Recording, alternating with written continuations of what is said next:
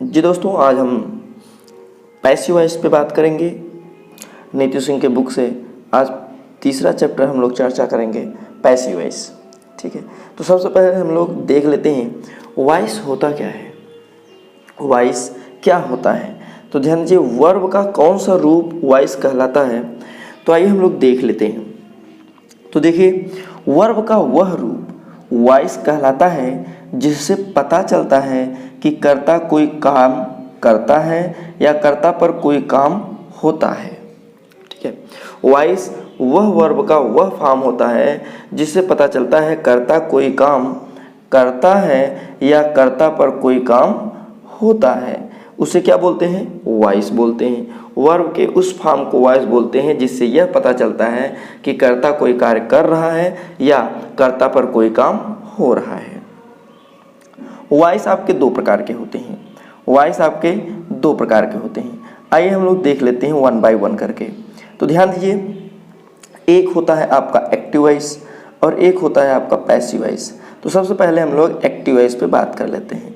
तो ध्यान दीजिए, वर्ब का वह रूप एक्टिव वॉइस कहलाता है जिससे यह ज्ञात होता है कि कर्ता किसी क्रिया को किसी कर्म पर करता है। वर्ब का वह फॉर्म एक्टिव वॉइस कहलाता है जिससे यह पता चलता है कि कर्ता किसी क्रिया को किसी कर्म पर करता है, उसे हम लोग एक्टिव वॉइस बोलते हैं। क्या बोलते हैं? एक्टिव वॉइस बोलते हैं। तो ध्यान दीजिए, एक्टिव वॉइस का जनरल रूल जो होता है सब्जेक्ट प्लस वर्ब और प्लस ऑब्जेक्ट होता है। ये आपका जनरल रूल्स है। ठीक है, subject plus verb plus object, ये आपका जनरल रूल है एक्टिव वॉइस का। आइए हम लोग देख लेते हैं पैसिव वॉइस क्या होता है। पैसिव वॉइस में वर्ब का वह रूप है पैसिव वॉइस जिससे यह ज्ञात होता है कि कर्म पर किसी क्रिया का प्रभाव पड़ता है। कर्म पर किसी क्रिया का प्रभाव पड़ता है, वो पैसिव वॉइस कहलाता है। क्या कहलाता है? Passive voice. Passive voice verb की वह क्रिया है, वर्ब का वह रूप है जिससे यह पता चलता है कि कर्म पर किसी क्रिया का प्रभाव पड़ता है। कर्म पर किसी क्रिया का प्रभाव पड़ता है, वह पैसिव वॉइस फॉर्म होता है। वह क्या होता है? पैसिव वॉइस फॉर्म होता है। उसका जनरल फार्मूला आपको मिल जाएगा। जो ये ऑब्जेक्ट है, ध्यान दीजिए, इधर का ऑब्जेक्ट इधर का सब्जेक्ट हो जाता है।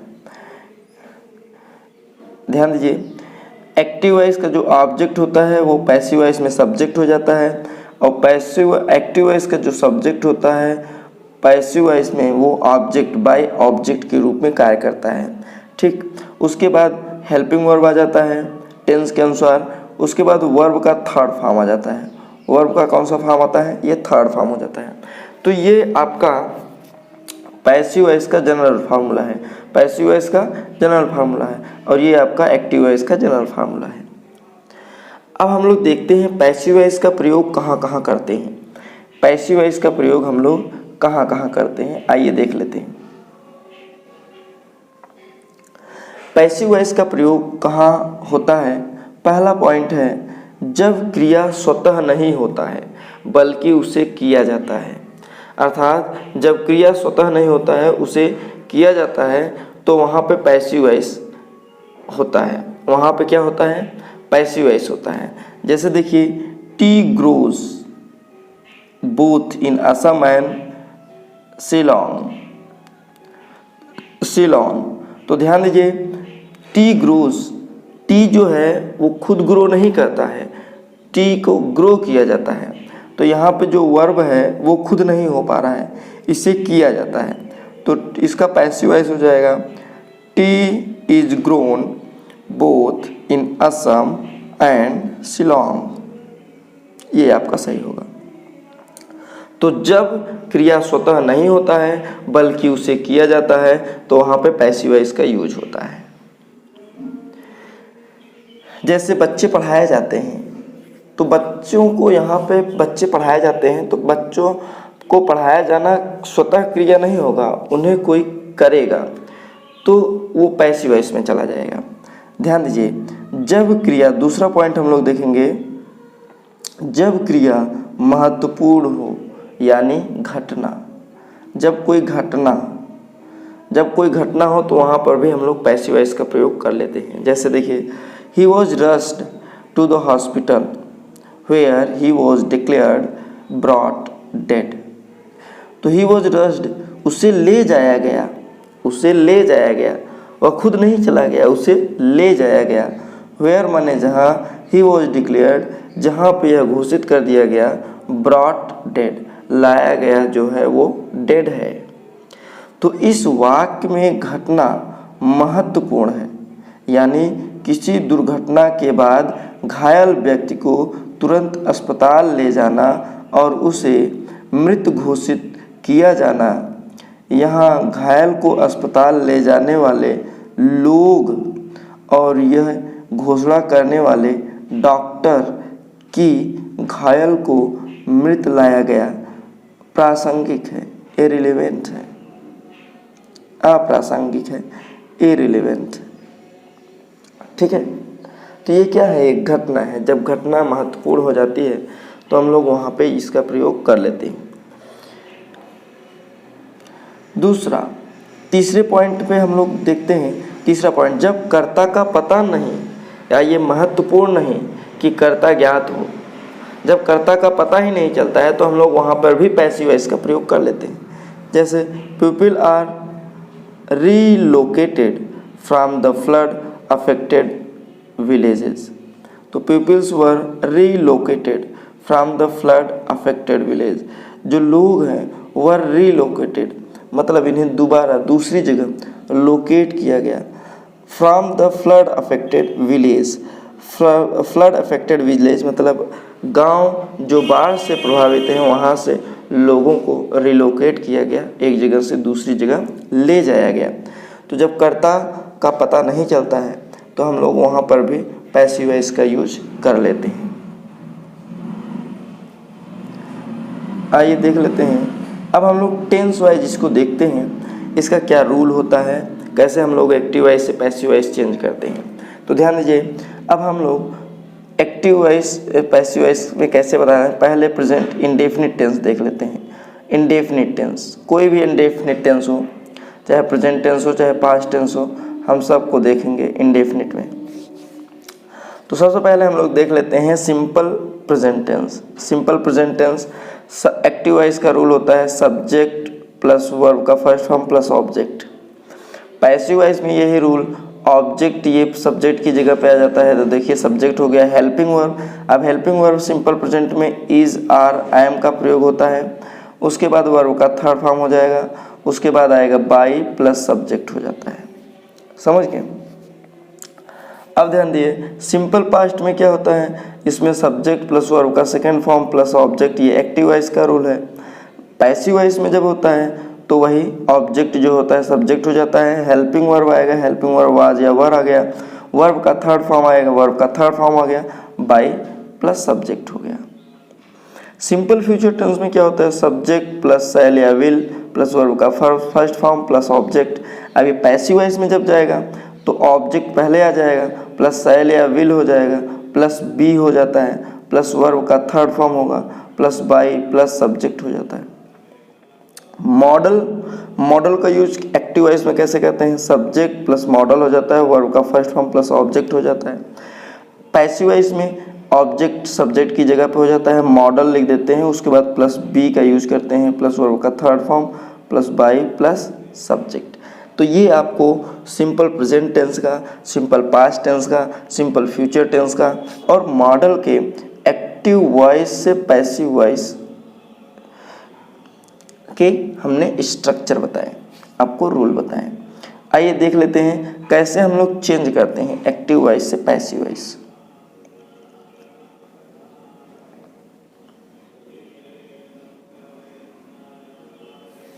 एक्टिव वॉइस से पैसिव वॉइस देखिए, पुलिस अरेस्टेड हिम, तो ये सब्जेक्ट हो गया, ये वर्ब हो गया, ये ऑब्जेक्ट। ऑब्जेक्ट इधर जाएगा सब्जेक्ट की जगह पे, तो हिम का सब्जेक्टिव केस ही हो जाएगा। अब ये पास्ट टेंस है तो इसलिए हेल्पिंग वर्ब वाज का प्रयोग किया गया, उसके बाद वर्ब का थर्ड फॉर्म अरेस्टेड हो गया। बाय पुलिस नहीं लगाया जाता, अभी आगे हम लोग देखेंगे।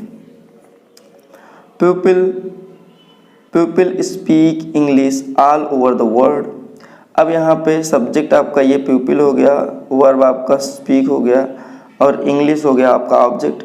तो ऑब्जेक्ट को पहले रखते हैं इंग्लिश, उसके बाद ये स्पीक वर्ब का फर्स्ट फॉर्म है, तो ये प्रेजेंट इंडेफिनिट टेंस है। प्रेजेंट इंडेफिनिट टेंस है तो इंग्लिश के लिए इज का प्रयोग करेंगे, इज हो गया। इज वर्ब का third form spoken all over the world, by people नहीं किया जाता, अभी आगे हम लोग देखेंगे। A teacher teaches English here, ध्यान दीजिए, a teacher teaches English here, तो यहाँ पे ऑब्जेक्ट इंग्लिश है तो इंग्लिश को रखते हैं। ये वर्ब का फर्स्ट फॉर्म में एस या एस लगाया है तो ये प्रेजेंट इंडेफिनिट है, प्रेजेंट इंडेफिनिट के लिए इज लगाएंगे इंग्लिश के लिए, तो इंग्लिश इज टॉट हियर। जब कोई प्रोफेशन, खुद कोई काम कर प्रोफेशन करने वाला वो रहता है तो उसमें भी हम लोग बाई का प्रयोग नहीं करते हैं। तो ध्यान दीजिए, no one desire rights, no one desire rights, कोई नहीं इच्छा करता है कि दंगा हो। तो ध्यान दीजिए, राइट्स ये वर्ब का फर्स्ट फॉर्म है इसलिए प्रेजेंट इंडेफिनिट है, तो rights are not desired, rights are not desired. I will not tolerate this nonsense, ध्यान दीजिए, तो यहाँ पे दिस नॉनसेंस आपका ऑब्जेक्ट हो जाएगा तो दिस नॉनसेंस हो गया, विल हो जाएगा, विल के बाद नॉट हो, नॉट बी टॉलरेटेड बाय मी। ठीक, अब ध्यान दीजिए, कुछ महत्वपूर्ण बातें हैं जो हम लोग नीचे देखेंगे, महत्वपूर्ण बातों को देख लेते हैं। कुछ क्रियाएं निश्चित सब्जेक्ट के द्वारा किए जाती हैं, ऐसे वाक्यों में एक्टिव वॉइस में उसी सब्जेक्ट का प्रयोग करें जो सामान्यतः वह कार्य करता हो। अगर पैसिव वॉइस में सब्जेक्ट का उल्लेख नहीं हो, अगर पैसिव वॉइस में सब्जेक्ट का उल्लेख नहीं हो, ध्यान दीजिए, कुछ क्रियाएं निश्चित सब्जेक्ट के द्वारा किए जाते हैं, ऐसे वाक्यों में एक्टिव वॉइस में उसी सब्जेक्ट का प्रयोग करें जो सामान्यतः वह कार्य करता है। अगर पैसिव वॉइस में सब्जेक्ट का उल्लेख नहीं है, तो ध्यान दीजिए, अगर पैसिव वॉइस में सब्जेक्ट का उल्लेख नहीं है, जैसे मान चलिए पहला तीसरा देखिए, पहला पुलिस अरेस्टेड हिम, तो पुलिस किसी को अरेस्ट करेगा ही करेगा, तो अरेस्ट करने का काम किसका है, पुलिस का है। टीचर पढ़ाता ही है, तो पढ़ाने का कार्य किसका है, टीचर का है। तो यहाँ पे ध्यान दीजिए, पैसिव वॉइस में इसका जिक्र नहीं है, लेकिन अगर आप पैसिव वॉइस से एक्टिव वॉइस बनाना चाहेंगे तो हम लोगों को जो वह कार्य करता है उसका जिक्र करना पड़ेगा, सब्जेक्ट के रूप में रखना पड़ेगा। तो वही कह रहे हैं कि कुछ क्रियाएं सब्जेक्ट के द्वारा किए जाते हैं, ऐसे क्रिया वाक्यों में एक्टिव वॉइस में उसी सब्जेक्ट का प्रयोग करें जो सामान्यतः कार्य करता हो, अगर पैसिव वॉइस में सब्जेक्ट का उल्लेख ना हो। अगर देखिए पैसिव वॉइस में सब्जेक्ट नहीं दिया है तो एक्टिव वॉइस में उसी सब्जेक्ट का जिक्र करते हैं जो वह कार्य करते हैं। दूसरा पॉइंट देखिए, इसी प्रकार क्रियाएं अगर किसी इंडेफिनिट प्रोनाउन या वैग्यू नाउन के द्वारा, वैग्यू मतलब अस्पष्ट नाउन के द्वारा किए जाएं तो पैसिव वॉइस में बाई प्लस सब्जेक्ट का प्रयोग ना करें। जैसे आप कार्य करने वाला स्पष्ट ना हो, अनिश्चित हो, कौन किया, तो हम लोग क्या करते हैं, सब बाई प्लस सब्जेक्ट का यूज नहीं करते हैं। जैसे देखिए दूसरे वाले में लोग हैं, अब लोग कौन हैं, तो इसमें सब्जेक्ट निश्चित नहीं है तो इसलिए बाई प्लस सब्जेक्ट का प्रयोग नहीं करेंगे। नो वन डिजायर, कोई नहीं इच्छा करता है कि राइट्स हो, तो यहाँ पर भी पैसिव जो सब्जेक्ट है वो स्पष्ट नहीं है, इसलिए हम लोग यहाँ पर भी बाई प्लस सब्जेक्ट का यूज नहीं करेंगे। ठीक, अगला देख लेंगे हम, ऐसा तब भी किया जाता है जब सब्जेक्ट इतना ऑब्वियस हो कि उसका उल्लेख करना जरूरी नहीं हो। जैसे वाक्य टू है ना, स्पष्ट है लेकिन यहाँ पे जरूरी नहीं है। अगला देखिए बी या इसके फॉर्म अगर मेन वर्ब के स्थान पर हैं, बी या इसके फॉर्म मेन वर्ब के स्थान पर हैं तो वाक्य पैसिव वॉइस में नहीं हो सकता, तो वाक्य पैसिव वॉइस में नहीं हो सकता। तो ध्यान दीजिए, जैसे आई एम हैप्पी, तो देखिए एम बी के स्थान पर है, बी का फॉर्म है और वो मेन वर्ब की जगह पे है तो इसका पैसिव वॉइस नहीं बन सकता।